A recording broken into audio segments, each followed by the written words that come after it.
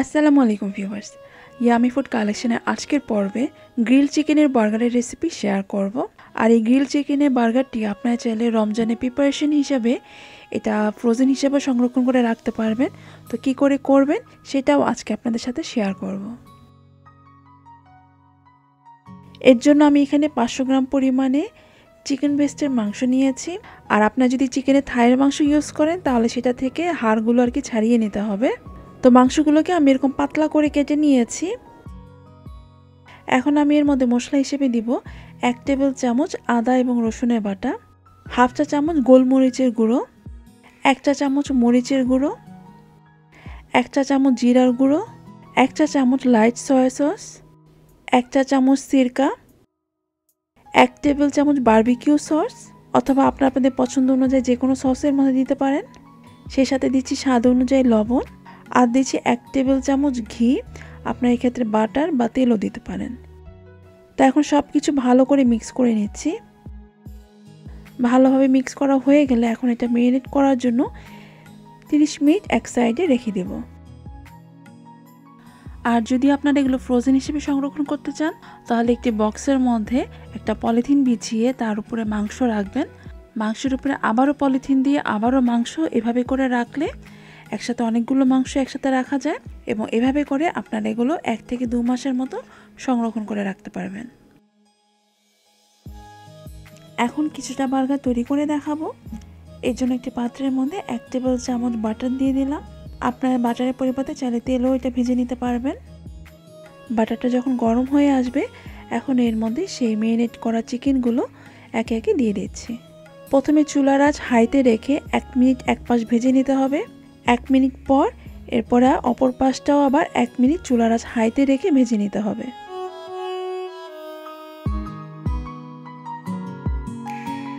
দুই মিনিট চুলার আঁচ হাইতে রেখে এরপরে চুলার আঁচটা মিডিয়ামে দিয়ে দিতে হবে। এভাবে করে ভাজলে মাংসের ভিতরে যেই জুসি ভাবটা আছে সেটা আর কি বজায় থাকবে এবং পরবর্তীতে খেতে এটা খুব ভালো লাগবে।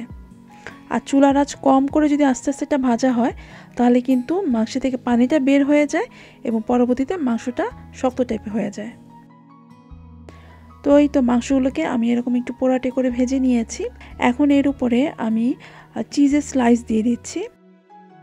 আর মাংসগুলো যেহেতু গরম তো চিজটাও আর কি একটু পরে মেল্ট হয়ে যাবে। তো এভাবে করে গরম এই মাংসগুলো আমি এগুলো নামিয়ে নিচ্ছি। এখন প্যানের মধ্যে আবারও কিছুটা একটু বাটার দিয়ে দিলাম। আর এখন এর মধ্যে বার্গারের বানগুলোকে আমি একটু ছেঁকে নিব। তো বার্গারের বানগুলো এভাবে করে একটু টোস্ট করা হয়ে গেলেই তারপর আমি এগুলো নামিয়ে নিচ্ছি। আর আজকে আমি এখানে মার্কেটের কেনা বার্গার বানগুলো ইউজ করছি। এখন এই বার্গার বানের নিচের অংশে রুটিটা রেখে তার উপরে আমি মায়ো সস দিয়ে দিচ্ছি। এই মায়ো সসটা আমার চ্যানেলে অলরেডি দেওয়া আছে। আপনারা অনেকেই এই রেসিপিটি খুব পছন্দ করেছেন, তার জন্য অনেক থ্যাঙ্কস। তো যারা এখনও সেই রেসিপিটি দেখেনি চাইলে দেখে নিতে পারেন, সেটার লিঙ্ক আমি নিচে ডিসক্রিপশন বক্সে দিয়ে দেব। তো মায়ো সসের উপরে কিছুটা টমেটো কেচাপ দিয়েছি এবং একটি লেটুস পাতাও দিয়ে দিয়েছি। এখন এর উপরে আমি সেই চিকেনের পেটিটা দিয়ে দিলাম। এখন এর উপরে আরও কিছুটা মায়ো সস এবং টমেটো কেচাপ দিয়ে দিচ্ছি এবং তার উপরে আরও একটা রুটির স্লাইস দিয়ে দিলাম। রুটির উপরে কিছু দেওয়ার আগে অবশ্যই এরকম মায়ো সস দিয়ে দিবেন, তাহলে আর কি রুটির মধ্যে যে জিনিসটা রাখা হবে সেটা আর কি স্টিকি হয়ে থাকবে। আর এই মায়ো সস এবং টমেটো কেচাপের কারণে কিন্তু বার্গারের স্বাদটাই পুরোপুরি চেঞ্জ হয়ে যায়। যাই হোক, একে একে আমি টমেটো স্লাইস, লেটুস পাতা এবং আরও কিছুটা সস দিয়েছি এবং এর উপরে আমি আরও একটা এই চিকেনের পেটি দিয়ে দিলাম।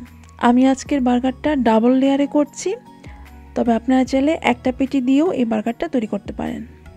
এখন এর উপরে শসা স্লাইস দিয়ে তার উপরে বার্গারের উপরের রুটিটা দিয়ে দিলাম। আর বার্গারটা যেন ভালোভাবে আটকে থাকে তাই এর মধ্যে একটা সাসলেকের কাঠি গেঁথে দিয়েছি। দেখতে যেমন আকর্ষণীয়, খেতেও কিন্তু এটা সাংঘাতিক মজার। যারা অল্প তেলে খাবার খেতে পছন্দ করেন আশা করছি আজকের এই রেসিপিটা আপনাদের খুব উপকারে আসবে। সেই সাথে অনেক রেস্টুরেন্টেই কিন্তু এই গ্রিল চিকেনের বার্গারটি খুবই পপুলার। আশা করছি আমার আজকের রেসিপিটিও আপনাদের ভালো লেগেছে। আর ভালো লাগলে প্লিজ লাইক শেয়ার করে আমাকে সাপোর্ট করবেন। সেই সাথে সাবস্ক্রাইব এবং আমার ফেসবুক পেজটিও একটি লাইক দিয়ে দেবেন। আজকের মতো তাহলে বিদায় নিচ্ছি। সবাই খুব ভালো থাকবেন। আল্লাহ হাফেজ।